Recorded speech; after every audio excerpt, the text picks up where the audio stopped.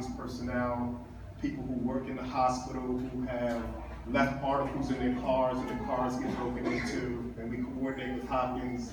Ray has also done covert operations, which we have made some arrests, I think it was back in July, too, in response to some of the activity that was occurring. And generally, the bulk of those larceny from autos occur east of Washington Street, actually in this area here. In addition to that, we have been plagued with what we think is an epidemic. I was in a conference last week at Coppin State University. The police commissioner was there, a gentleman. His name escapes me right now. He's actually from the governor's office. And it appears that the state is going under some type of intravenous drug use that's happening here in the state of Maryland. The governor's office is actually trying to deal with this.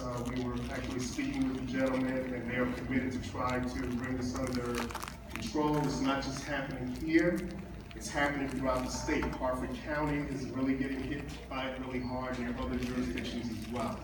So we have been having received complaints specifically in the 1000, 1100 block of McDonough Street, as well as 1700 block of Chase Street, where we're getting a lot of complaints from residents about drug activity, finding hypodermic needles, and things of that sort. So we have been deploying our resources there.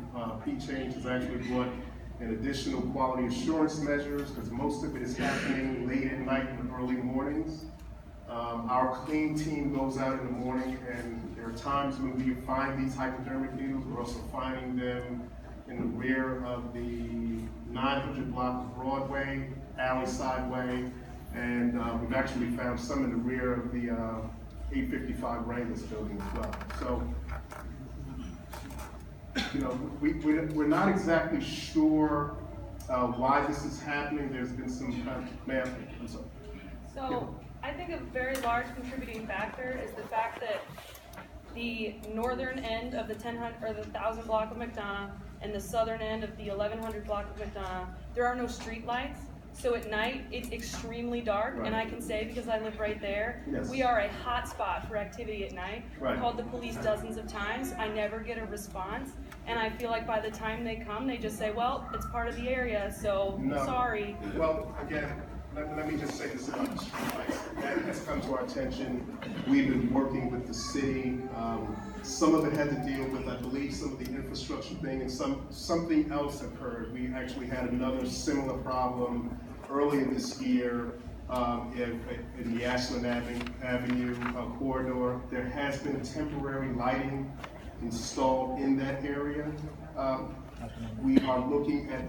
No, nothing about yeah. Oh, okay. I'm sorry. So yeah, temporary lighting is going to be installed into that area there as well. And in the meantime, we are obviously increasing our patrols into that area as well. Another safety tip that could be utilized there is making sure that residents in the block are using and turning on their front light, their front porch light and rear porch lights as well. And obviously communicating if they see something that needs to be reported. And one other note while I'm here, this evening, Major Ward from the Eastern District was supposed to be in attendance of this meeting. You actually see his name on the agenda. Major Ward and myself and Ray Hopkins and others, you know, we worked and formed collaboratively to try to deal with some of the issues that's occurring here. I get a call from Major Ward earlier this day where he was actually reassigned to another area within the police department, and therefore there will be a new major and captain in the Eastern District effective today. I don't know who that is yet, but we will obviously, once we find out who that individual is, we'll be meeting with. So obviously he couldn't be here this evening. Yes, ma'am. Are there any plans to include temporary lighting over the Ryan Holmes area? Because I think part of the reason why this end of the block is so attractive is because we have the playground, which is dark, the ginormous construction area, which is dark, and then we have 8 abandoned houses that are falling down, and even the police have told us, like, we cannot get ahead of the curve on the number of youths that are hanging out in this area. We've had groups of like kids between like 14 to 18 that just routinely hang out on my front porch because it's dark, because there are no street lights on our end of the street. And then as soon as the cops come around, they just duck into an alley or they run across the street. And there's too many places for them to hide. And then as soon as the police leave, they just come right back out. Right, again, we are looking at installing temporary lighting into that area. We are aware of the concerns there. I apologize, I thought that we got that. Yeah, under our contract. Yeah, but having my dog be alarmed because dogs are walking out or because people are walking out or they're hanging out on my front step, and then they throw rocks through my front window, like that's not something that is acceptable. You're right, it's unacceptable. That was East Baltimore before she got there. That's gonna be East Baltimore when she leaves. It's like they just sold you a dream. Like they built this fantastic place, right? They put us out. They built this fantastic place, sold people a dream, and it's not like it's not gonna change overnight. Like their concerns been going down since 85, 91, 99. This 2016 is not gonna change. They're gonna try. I would like to. Back in 2006, 5, 6, 3. I would like to think that there are a lot of people, many in this audience, who are really working hard so that that's not the case. Now, I would say that the area has challenges, just like other parts in the city in some degree, but I'd also like to share with everyone here that this is one of the safest communities in Baltimore City. I know that because we track the crime, not just for this project, but for similar projects around this community as well. But at the same time, that's the reason why he said the county is getting more crime, because they put black people out west and moving into the county, and now the county is going through what we're going through around here. Can we have your attention, please? Sir, can we have your attention, please? Go ahead. Okay, we're trying to. And we're just, some information. thank you. So, Tom, can you talk about the temporary light? With regards to the temporary lights under my project, 2A, which is Chase Street, and from Chase Street up to Middle Street, Rutland, McDonald. We have a light tower on Rutland Avenue, temporary light tower, and I believe there's one on McDonald. Are they working tonight? At one time, okay. I'm not sure about the other outages in the area. So, not working like that. It's not. They aren't in the proper place. You said they aren't in the proper Down the street, not into the houses on Brooklyn Avenue. Just put it inside down Brooklyn Avenue so that everyone can benefit off it like they're shining directly into The houses. yes, which is I will be on site tomorrow and I'll talk to the contractor. We'll adjust that. Will there be any additional? I'm not sure. I mean, I know there's some outages in with our contract. There was somebody cut something. I'm not sure if that's been fixed yet, but I can surely look into adding extra. I certainly can.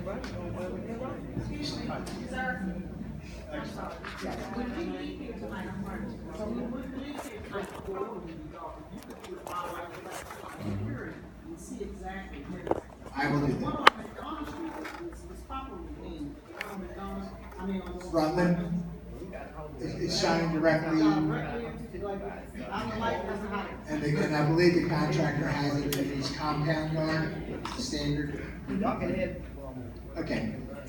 I can't move it tonight, but I can see it, and I will speak to him in the morning. Thank you. Yes, I have one person in front of you, Mr. McField, sorry. I just want to make sure that I reconcile the sense of urgency is to really deal and take a hard look at the issues we have to get these drug users eradicated out of our area. It's a public safety issue. Kids are exposed, we're exposed to being contaminated, disease. You can walk out of our house, somebody OD, and you see that body in the street. We cannot emphasize enough how important this is to us to eradicate this issue from our neighborhood. Yes, ma'am. And we are working towards that. We absolutely are. Your point is noted, we understand it, we've met about it, and we've continuously talking about it and trying to do things as best we can to eradicate the problem. Yes, ma'am. Yes, ma'am. So I live in a 200 block of Broadway. I have had my car hit and run 4 times since I've been in my house. When I called the police the last time, I asked him about that camera because I have to pay out of pocket. So I asked him about the camera on the corner of Broadway and Chase, and the police said it belongs to you guys. So what I'm asking is, the next time they hit my car, can I come and get some film so they can investigate, so that I won't have to pay so much out of pocket? So let's talk about the cameras, and that's a good point. Right now, the footprint, the piano has 18 CCTV cameras. Those cameras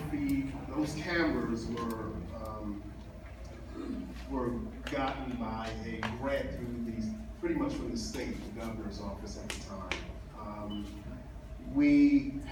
Those cameras are attached to the Baltimore Police Department City Watch program as well as the Eastern District. Sure, Washington and myself and others in this room are currently working with the city and trying to get those cameras updated.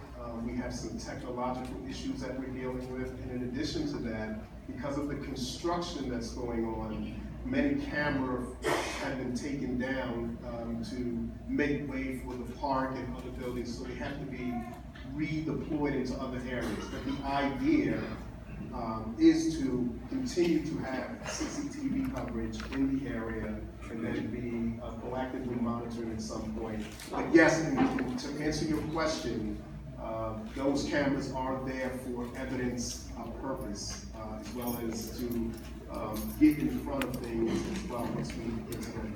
So you're telling me that one is not working? That's a Broadway camera. shape. Most of the cameras in the footprint right now, because of a software issue that we're dealing with. Our cameras need to be upgraded. Okay. What about the one on EPI building? Well, those cameras, those don't work. Yeah. Yeah, you know. But they're different. They're 2 different platforms. But I understand what you're saying. We can take a We look. need evidence because that's what's happening. We just had, I think 2 cars get hit down there not long ago, right after mine did on Broadway. And well, that wouldn't help me, but it may help. Shoot, they had to go past there.